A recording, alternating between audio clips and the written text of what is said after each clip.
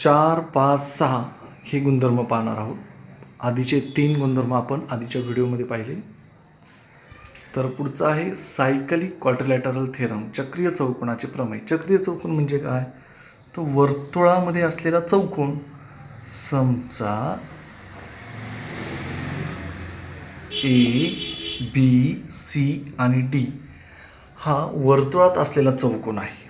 तर ह्याचा गुणधर्म असा आहे की याचे जे ऑपोजिट अँगल आहे हे सप्लिमेंटरी असतात, म्हणजे पूरक असतात. पूरक म्हणजे काय की ह्या दोघांची बेरीज 180 अंश असते.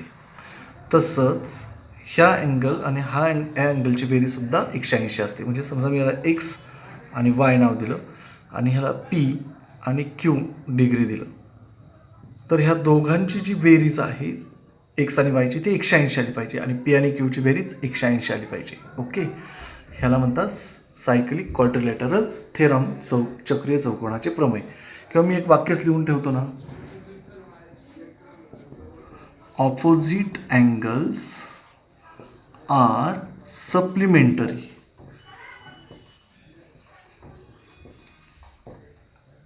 म्हणजेच विरुद्ध कोण कसे असतात? विरुद्ध ऑपोजिट अँगल म्हणण्यापेक्षा समोरासमोरील कोण कसे असतात? सप्लिमेंटरी म्हणजे पूरक असतात. म्हणजे आपण असं म्हणणार quadrilateral ABCD is a cyclic quadrilateral. ABCD हा कसा आहे? सायकलिक क्वाड्रिलॅटरल आहे. आणि मग सायकलिक क्वाड्रिलॅटरल असेल तर त्याचे ऑपोजिट अँगल A आणि C, angle A plus angle C is equal to X degree plus Y degree किती अंश असणार? 180 एवढ्या मापाचे असले पाहिजेत. तसेच हे सुद्धा ऑपोजिट अँगल आहेत B आणि D, म्हणून angle B plus angle D. Bचं माप आहे P आणि Dचं माप आहे Q. त्यांचं माप किती असलं पाहिजे? 180. समजतंय? ठीक आहे, मराठीत लिहूया तो. आपण असं म्हणणार सम्मुख कोन, सम्मुख म्हणजे समोरासमोरीला, सम्मुख कोन पूरक असतात. पूरक म्हणजे 180 अंशाचे असतात दोन्ही मिळून. मग चौकोन ABCD हा चक्रीय चौकोन आहे. आणि जर चक्रीय चौकोन असेल तर समोरासमोरील कोणांची बेरीज 180 अंशाची असते. ओके, लक्षात ठेवा. पुढचा आहे 5वा गुणधर्म, property of exterior angle of cyclic quadrilateral, चक्रीय चौकोनाच्या बाह्य कोनाचा गुणधर्म. तर एक्सटेरियर अँगल म्हणजे काय ते पहा. पहिलं समजा हा एक सर्कल आहे आणि मी एक चक्रीय चौकोन काढतोय. ओके, काढला. आता मी ह्याला नाव देतोय A, B, C आणि D आणि इथे एक नवीन पॉईंट देतो E. तर हा जो चक्रीय चौकोन आहे ABCD, ॲक्च्युली हा चक्रीय चौकोन आहे आणि BCD हा बाह्य कोन आहे. BCD हा काय आहे? बाह्य कोन आहे. तर या कोणाचे माप त्याच्या संलग्न म्हणजे ॲडजसंट अँगलच्या ऑपोजिटचा अँगलच्या इतकं असतं. म्हणजे जर हा X डिग्रीचा असेल तर हा पण X डिग्रीचा असला पाहिजे. पहा किती लांबचा संबंध आहे, कळतंय? जर हा 100 अंशाचा असेल तर हा सुद्धा 100 अंशाचा असेल. हा म्हणजे कोण? तर बाह्य कोणाच्या शेजारचा जो कोण आहे त्याच्या ऑपोजिट, Xच्या शेजारी कोणी हा, त्याच्या ऑपोजिट कोणता कोणी A. मग जर बाह्य कोणाचं माप जर 1 अंश असेल तर त्याच्या शेजारच्या कोणाच्या समोरचा कोण पण समान मापाचा असतो. म्हणजेच काय? तर आपण म्हणणार angle BCE is an exterior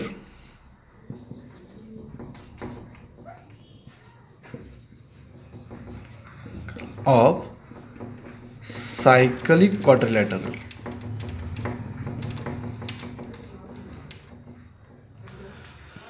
BCE ABCE angle is an exterior angle of cyclic quadrilateral. चक्रीय चौकोनाचा हा बाह्य कोन आहे. मग बाह्य कोन असेल तर angle BCE is equal to angle DAB किंवा BAD. अँगल BAD समान मापाचे असतात किंवा कॉन्ग्रंट असतात. ठीक आहे, मराठीत लिहूया. मग आता नावांवरून बघा, लक्ष द्या. BCE कॉन्ग्रंट BAD म्हणजे ह्याच्या इतका हा कोन असतो. लक्षात राहील? ठीक आहे. त्याचं वाक्य मी तयार करत नाही की हा त्याच्या इतका मापाचा असतो, त्या नावांवरून शोधा, कारण गुणधर्म फक्त लक्षात ठेवायचे. मराठीत लिहूयात आपण चक्रीय चौकोनाचा बाह्य कोन. कोन BCE हा चक्रीय चौकोनाचा बाह्य कोन आहे. बाह्य कोन असेल तर BCE एकरूप कोन, BAD सेम. हा 100 असेल तर हा 100, 50 असेल तर 50, 1 अंश असेल तर 1 अंश. ठीक आहे.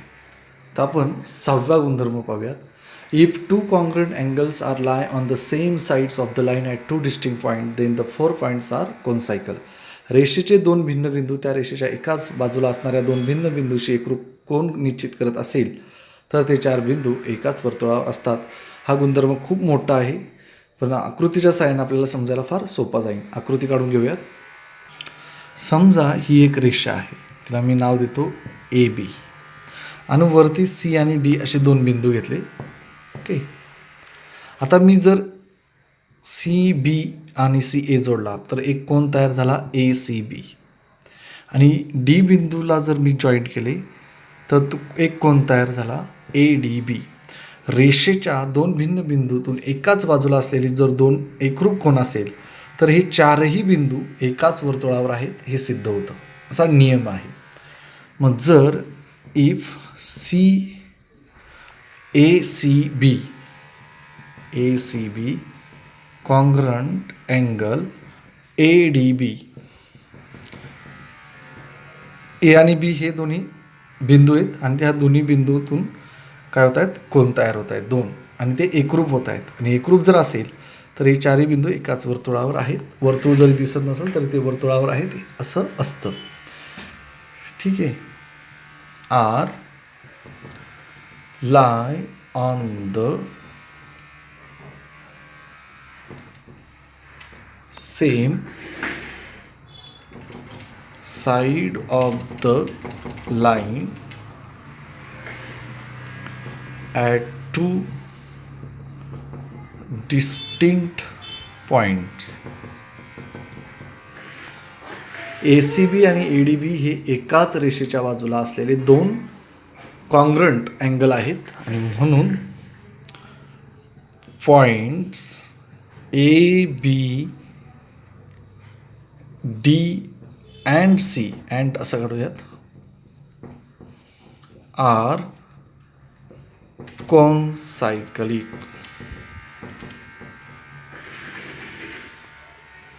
ओके.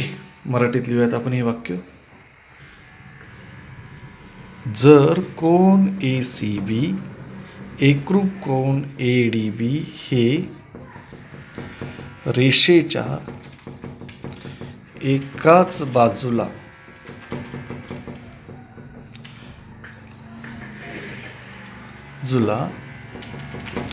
दोन भिन्न बिंदूत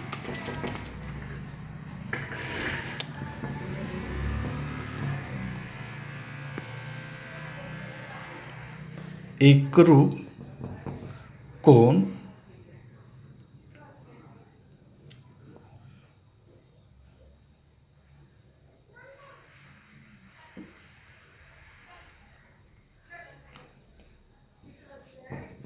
करतात, आणि म्हणून बिंदू A, B, D आणि C हे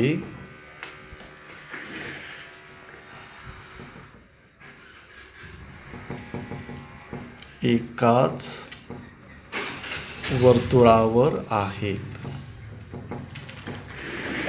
ठीक आहे. हे स्टेटमेंट स्वरूपात खूप होतं याचं काही, पण याचं एक गणित आहे आपल्याला 6व्या नियमावर. ठीक आहे. तर अशा प्रकारे तू प्रॅक्टिस सेट 3.4साठी एकूण 6 गुणधर्म आहेत, ते तुम्हाला लक्षात ठेवावे लागतील. ठीक आहे. याचा स्क्रीनशॉट घ्या तुम्ही.